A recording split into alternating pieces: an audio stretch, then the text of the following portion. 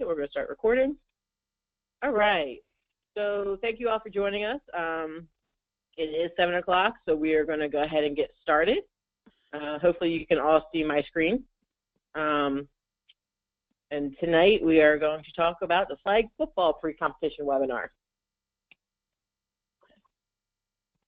Okay, there we go.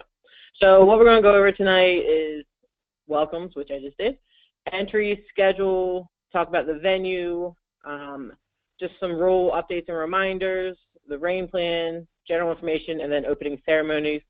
And then we'll open up for questions. If you have a question during the webinar, Steve Bennett has graciously volunteered to be my mediator today. So if you have a question, you can raise your hand, which is just you hit the hand icon and it will show up on Steve's screen that you have raised your hand, you have a question. Or you can type the question in and Steve will be here answering them. And if needed, he will stop me and ask the question out loud, so if he thinks it's relevant for everyone to know. All right, so this year we have 6 traditional teams and 6 unified teams. All of them are adult except we have 1 high school team, but they will be playing against the adult teams. So it's a little drop from last year, but I think we have a good group. Most of the middle of the pack is very evenly matched, which is great. Makes divisioning hard for us, but that's okay. That's a good issue to have. So I'm going to let Steve Bennett talk about the overall event schedule. Thank you, Alyssa. And again, thanks to everyone for joining this evening. We're looking forward to a great Fall Sports Fest, especially with flag football this year. So again, just want to review the overall event schedule. The delegation registration and check-in is designated and designed for the head coach of each team. We'll come to the control center to pick up the packet for that given team. That will be the same place it has been in the past. It's in the Knott Arena, the main arena building there on campus, and it's in the first level or the upper floor in the Horning Hospitality Suite. Again, we're looking for coaches to come there between 7:30, 8:15-ish. We will be open till 8:30, but earlier you get there, that'd be great. We can get your packet and get you on your way. 8:30 to 9, we will ask for all the teams for flag football with the other delegation members to meet everyone else down in the main gymnasium where the opening ceremony will occur.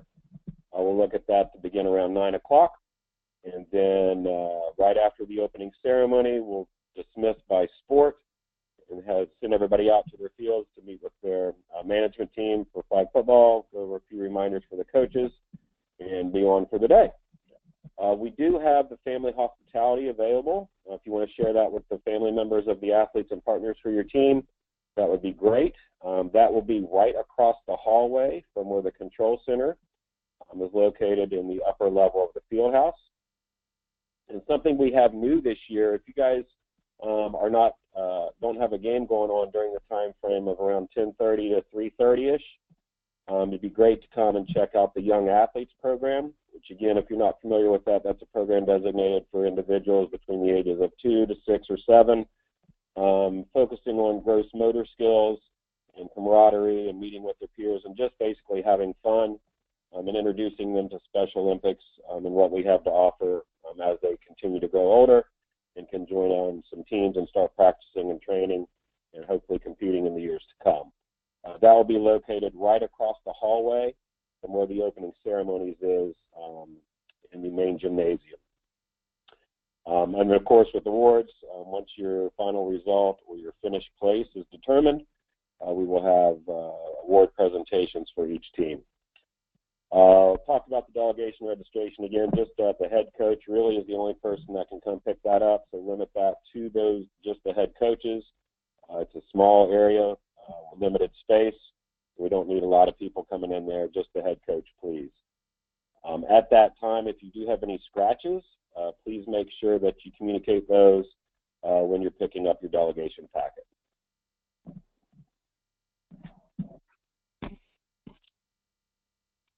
All right, thank you, Steve. So tentative schedule, obviously Steve talks about delegation check-in, opening ceremonies. We will have a coaches meeting at 9:45, so please, please, please make sure you are there at 9:45 for a quick, brief coaches meeting. Just go over everything for the day, very brief, so that we can get the game started on time. Why am I muted?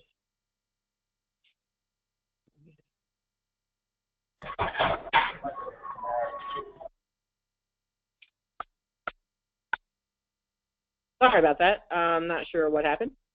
Hopefully you guys can hear me now because it said I was muted. So just go over a couple things again. Be at the field by 9:45. Please be there on time. We want to get the meeting started so we can get the game started on time. Okay. Games will start at 10 a.m. and the end of competition will be, I put 4, but that's very tentative, just so that we had an end time. I think we'll get done before that, but plan on 4, but your games might get done earlier depending on your division and your game times. Just a heads up, some teams will have to play back-to-back games. There's no way around it. With only 12 teams and 3 fields, we got to do it. I can make it 2 fields, but we're going to be going longer in the day, and I think you guys would rather get in and out and playing back-to-back instead of staying there all day being outside. So just a heads up, prepare your athletes. There is a chance your team will be playing back-to-back games, okay, just like the required qualifier this weekend. I'm hoping to get the schedule out. It will be out no later than Thursday, October 19th. So please be on the lookout for that. And please do not email me and have your parents email me looking for the schedule. Once it is done, I will send it to you. I promise.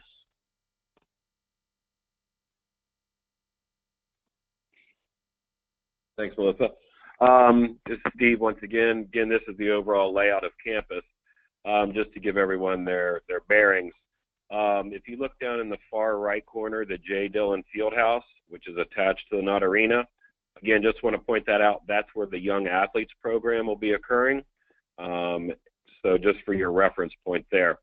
The lunches will be delivered.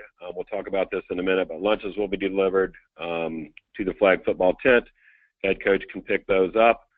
And then the other thing we wanted to point out here was the parking, which is in your bottom left-hand corner. There's plenty of parking over in that area as you come into this side of campus. Again, the opening ceremony will occur there in the center of the screen in the Knott Arena. So the control center, like I said, is right on the upper level of that facility. As soon as you walk in the doors, if you're coming in from the little oval to your left, it's a little turnabout coming right into the main arena. You walk in those main doors, and they'll be right there on your left-hand side. If you do come in from the way coming from the flag football fields, if you're walking in that way, you'll come in, go right upstairs, and follow the hallway down to the end, and we'll be right there on your right-hand side.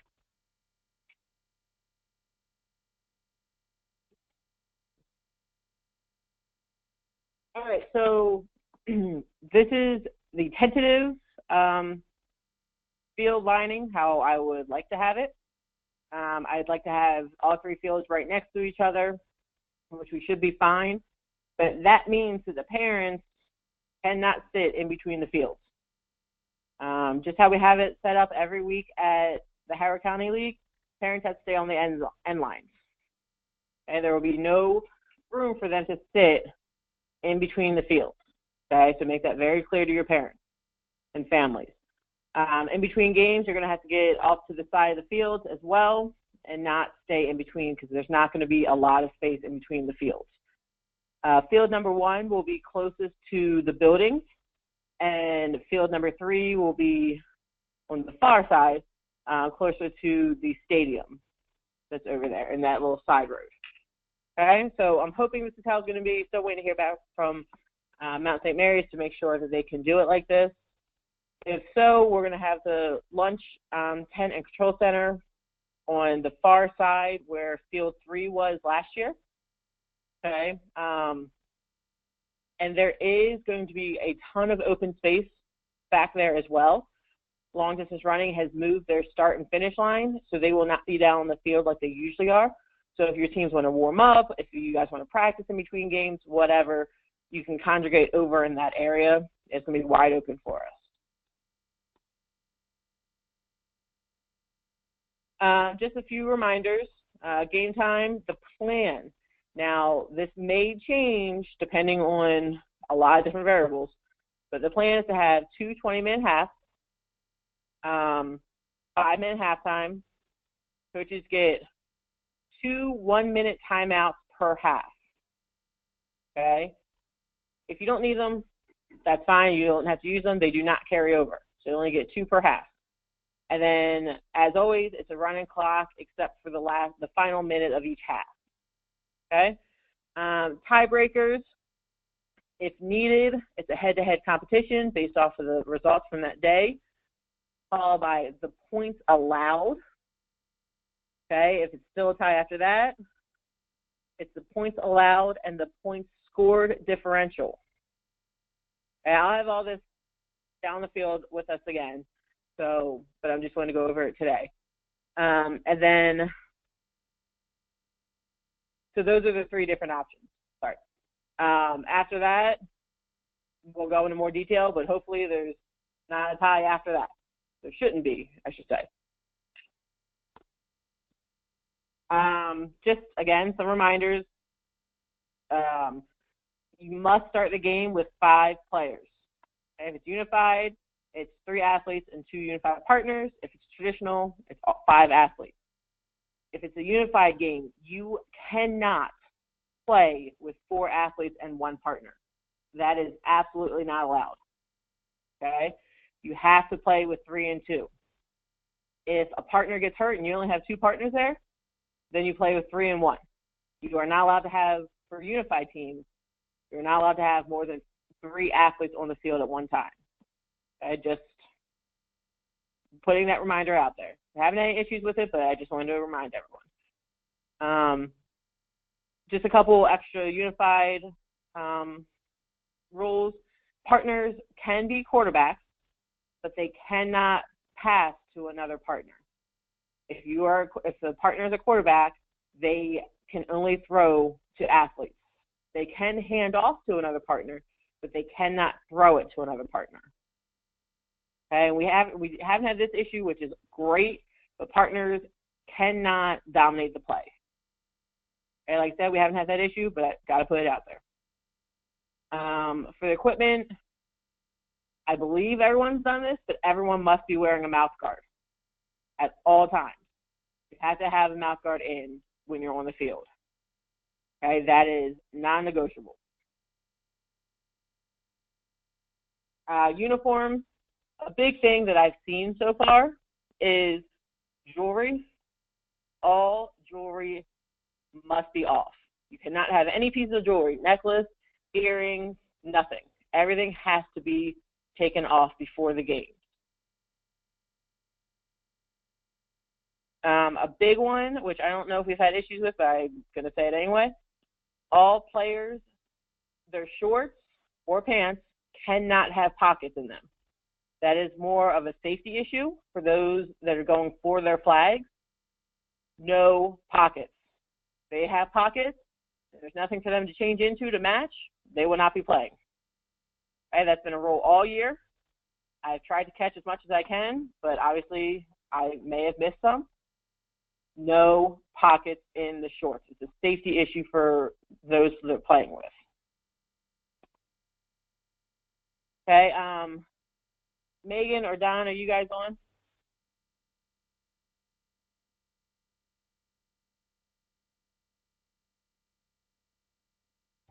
Yeah, Melissa, I'm on. Hey, Don. Okay, can you talk about the flag pulling? The basics about pulling and flag guarding? Yeah.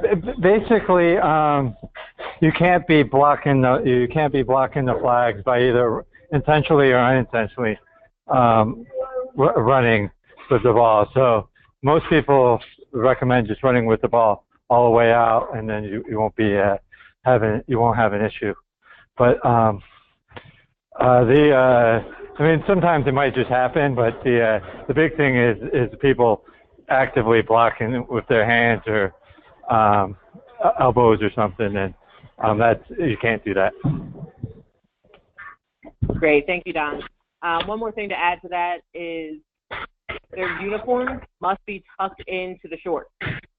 Okay, a lot of times uniforms come out, which is, I understand, they must tuck it back in because the flag will get covered from the uniform, and that's considered flag cover. Uniforms must be tucked in. And the officials should be watching it during the game, but coaches keep an eye on it too. Yes. Thank you, Don. Okay, some more things. Flag football is a non-contact sport. Obviously, there's going to be some contact. It's a sport. There's going to be some contact. It's just going to happen. But it's those times where you lower your shoulder to hit someone or you run into someone on purpose, that is not allowed.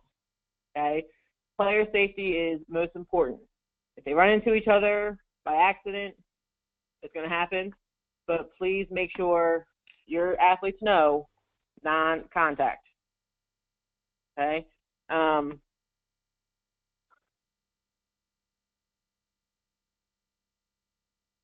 Neither team shall commit any act which, in the opinion of the referee, tends to make a travesty of the game.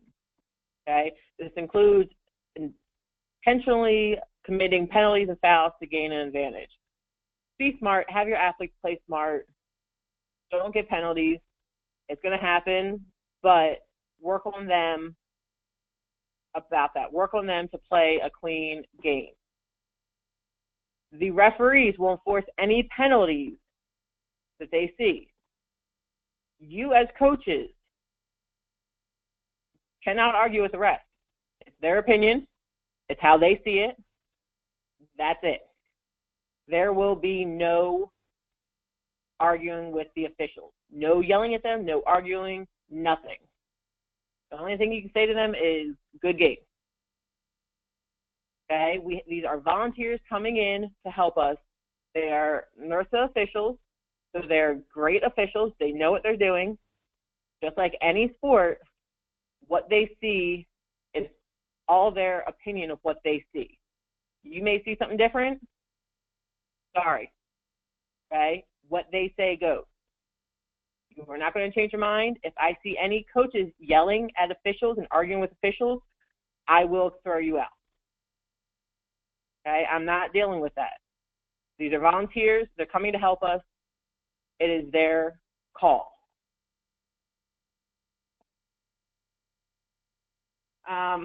Just a few things. Please, please, please. I know a lot of our teams are very competitive with each other, which is great, but please talk to your athletes and partners about sportsmanship. And that's a huge thing. The partners and athletes do not talk to the officials as well, not just the coaches. They are not allowed to talk to the officials or argue with their calls.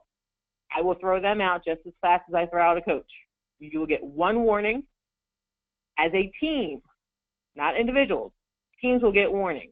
If you keep yelling at the officials, I will make that game will be forfeited. Bottom line. Another thing I want to talk about real quick was, I know last week we had some issues with lowering shoulders and stiff arming. I have talked to the coaches. Please work with your players about lowering their shoulders and being rough. Okay, like I said before, this is a non-contact sport. Melissa, this is Mike. Could you just go back to the unsportsmanlike for a moment? Yep. Just one other thing for folks that are either with us right now or are listening to this later. Unsportsmanlike contact or unsportsmanlike behavior includes trash talking and similar things. Folks may know or may not know over the course of the past year, we've had to suspend 4 athletes because of incidents that started because of excessive trash talking. The officials will enforce and address that. It is a clear violation of our codes of conduct for athletes and unified partners and for coaches as well. And I know Melissa's going to touch on the coaches' codes of conduct, but I just want to be clear, that is unacceptable and inappropriate. And you as a coach are responsible for your players, making sure that they do not do that, and you shut them down as soon as you hear it. So thank you. Thanks, Mike. All right, so a few things I wanted to add in here that weren't in there from before. Shuffle passes are allowed as long as it is caught in front of the line of scrimmage. However they throw it, as long as it is caught in front of the line of scrimmage, it is allowed. Okay. Hey, Don, do you want to talk about the difference between a forward lateral pass and a shuffle pass?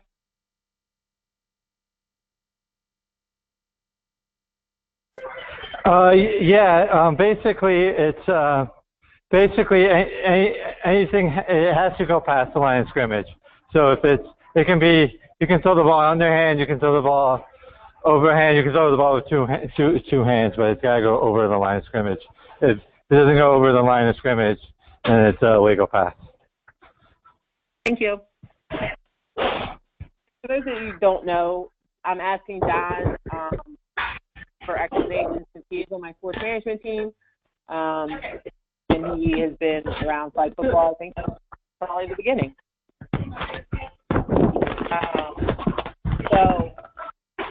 So that is why I'm asking Don for these updates. So thank you, Don.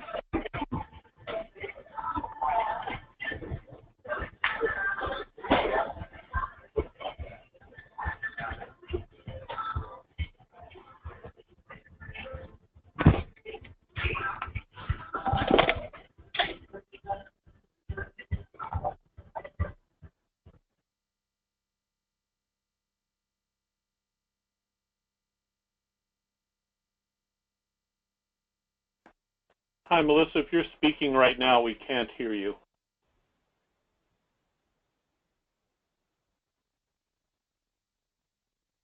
Hi, guys. Sorry about that. Got disconnected. I apologize. Mike, can you hear me? Just want to make sure I'm back on. Yes, okay. I can hear you now. Awesome. Thank you. Sorry about that, guys. Okay, so principle of meaningful involvement. Everyone pretty much knows what this is, but this is not just for unified teams, but traditional teams as well. Pretty much it means that all players, athletes, and partners have a meaningful experience in the game. Okay, everyone gets a chance to play with the ball, whether it's offense or defense. You're not just putting someone on the field as a token player to say that they got it in. Okay, make sure that they are actually having some meaning behind getting put in the game, and they have a role on the team. I'm not going to go over all this, but if I see that someone is not playing or they're just being used as that token player, first violation is just going to be given verbal warning. Second violation, it says yellow card, I apologize. It's going to be a penalty. Third and fourth, same thing. Seventh violation during the same tournament, not just one game, but the entire day, I will remove your team from the tournament. The athletes are here to play, let them play, okay? Whether it's a close game or not, and they may not be the best player, let them play. All right, as Mike said earlier, the coach's code of conduct, it has been submitted and accepted through the sports committee. Not going to go through everything. These are just kind of the highlights. respect for all, ensure a positive experience for all, which is parents, coaches, athletes, partners, everyone, make sure they have a positive experience. Please act professionally. Some things include no excessive yelling, respect for the officials, as we've talked about, no profanity, that's a huge one, no alcohol, tobacco is cigarettes, anything you can smoke, vaping, which has been added to it, or drugs used during the event. If we see any of that, you will be removed from the event. Okay? Quality service, health and safety of all the athletes and unified partners. Okay? Please just go out there and coach your athletes, make sure they're having a good experience, make sure everyone is safe. Okay, I'll be watching all of the games, but again, I will be going through all 3 fields, so I'm not going to see everything. I will have a management team member from Mount St. Mary's on each field as the field manager, and myself and my student lead from Mount St. Mary's will be walking around. I'll introduce you guys to Sean, who is my student lead at the coaches meeting. So if you have any questions or see anything, come to myself or Sean. Okay? We want this to be a great experience for not just the athletes and partners, but the coaches as well. But we need your help on this. This is a big, big issue that we've had. Okay, coaches, please make it a good experience. Okay, the way you act is going to show how your athletes act as well, and partners. Okay, they're going to go off of how you are. So if you're yelling and screaming, they're going to be yelling and screaming. If they see you yelling and talking to the officials, they're going to do the same. You set the example. All right, so rain plan, we will play in the rain. Might be a little muddy, but hey, I think that'll make it actually fun. Should there be inclement weather during the games, we will have to go inside, into not arena, until we have the okay to go back out and play, which in that case we'll have to shorten the games a little bit. But we'll only go inside if it's thunder and lightning. If it's just rain, we're still going to play. The weather actually looks pretty good. Now, this weather I put on here was from yesterday. When I looked today, it was 76 and sunny. So it's going to be a great day, really nice out. It should be an amazing day, a lot better than the wind from last year. All right, so just some general information. Results will be posted at the officials tent, which is the control center and lunch tent. We'll have big white boards that's going to have everything posted. Once the results are in, then they will get posted onto the board. Okay, coaches, head coaches, have 30 minutes from the time that the results are posted to file a protest, if there is any. It can only be filed by a head coach. And appeals will be filed within 24 hours in the control center. Okay? We've never had any protests, so hopefully we don't, but just in case, only head coaches. Medical services will be on site. They'll be roving around between us and long distance running, but they will be on site. If we need them, we can call them on our walkies. And I'm going to pass it back to Steve. Thanks, Melissa. Like I referenced a little bit earlier, the lunches, we're hoping to get those delivered out beginning at 11. What that does not mean, however, is that the lunches will be at flag football at 11. We obviously have several different delivery points for the individual sports, and but we will pretty much guarantee that the lunches will be delivered to the control center tent there at flag football sometime between the hours of 11 and 12:30. So please don't come to Melissa right at 11 and say, where are the lunches, where are the lunches? If you don't see them at 12:15, then you can ask Melissa, when are the lunches coming? So again, just be patient with us. as we get all the lunches delivered to all the different venues throughout the Fall Sports Fest.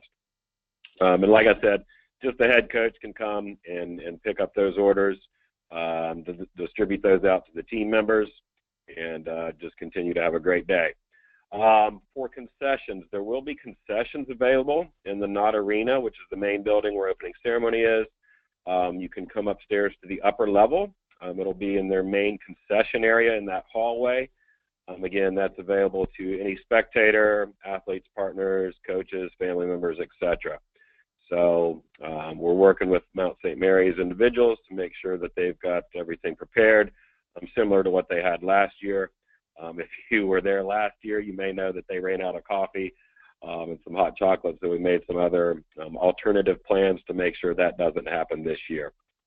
The event guide for the Fall Sports Fest has been sent earlier this week to all of the area and county directors, and the coaches for flag football have already should have already received that, according to Melissa. So if you haven't received the event guide for Fall Sports Festival, just let Melissa know and she'll make sure to send that out to you.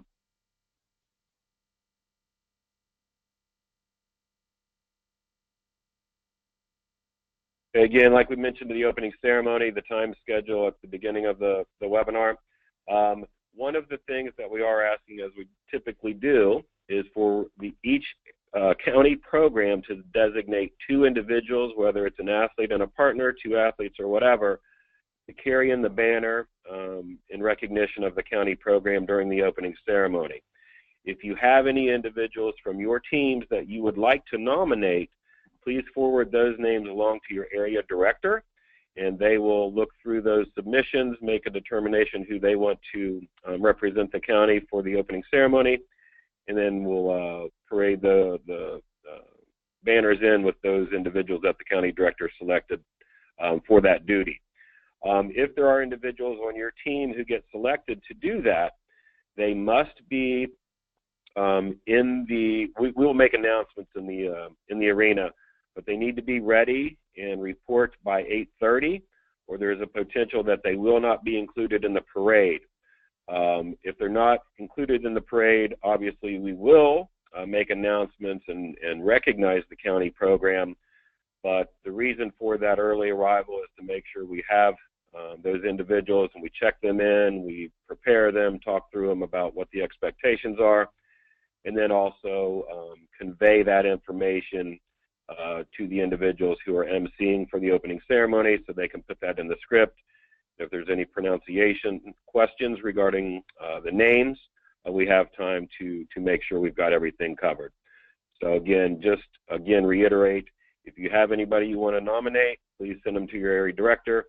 And if you have any questions, Melissa would be happy to help you with that. But again, we ask you to work through your county director. Okay, again, we mentioned the family hospitality will be in the field house. That is designated and designed for family members only. Please be respectful of that. It's not a place for athletes and partners to hang out. It's more designated for collecting and gathering information, collecting questions that family members may have throughout the year to help support them, give them a time to collaborate with each other, share stories, and have kind of just a quiet time and talk with our individuals from Special Mix Maryland about any questions, concerns, or topics of discussion they have in regards to Special Olympics or how we can help support the families. So again, just be respectful of that. Athletes shouldn't be there. They just hang out with the team and their peers and their teammates throughout the day. In the event guide, there was a link to an evaluation survey. Again, we really do value everyone's input and feedback for every event we do.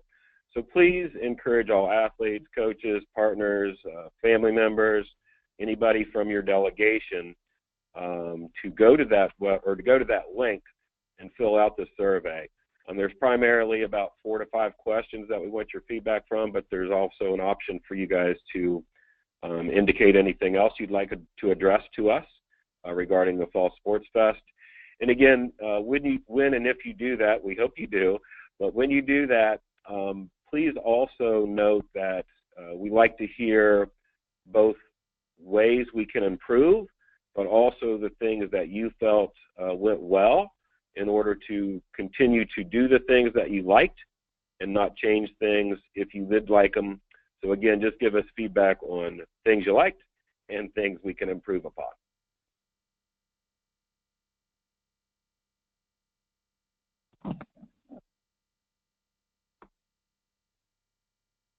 All right, so one last thing. There will be Kira Northrup, who works with Jason in the communication department, will be on site doing some athlete input council, which is where we would like athletes to go to her. She'll be under a tent outside between our fields and not arena. I'm not sure exactly the placement, but somewhere outside around us. She will be there. We ask for athletes to go to her, fill out a couple questions to get their input. The survey is great for coaches, families, and some athletes, but this is a way for athletes to give their opinion on a more localized level. So Kira and I believe a new Singleton will be there asking athletes a couple questions. So please encourage your athletes either in between games, after the games, when you guys have a couple minutes to go over there and talk with Kira and the new. All right. Lastly, are there any questions? So this is the time. Raise your hand or type any questions that you may have or about the flag football competition. Hey, Melissa, this is Don. Hey, Don. Yeah, a question. You mentioned about the earlier about the time and the timeouts. You mentioned there would be 2 timeouts per half. Because that would be new per the rule book. So I just wanted to confirm. I believe it's the same as what it was last year. It's just no one's ever used timeouts. I know during the call okay. did 1 per half, but that was more. Yeah, yeah. Well, at least that's what's in the rule. So, which either way is fine. Just make it clear. I'll double check, but since I just said it, we'll go with 2 timeouts per half if coaches need it. Okay, sounds good. Thanks, Don. Any other questions? All right. Thank you all for taking time out to join us tonight. If you have any other questions, feel free to email me.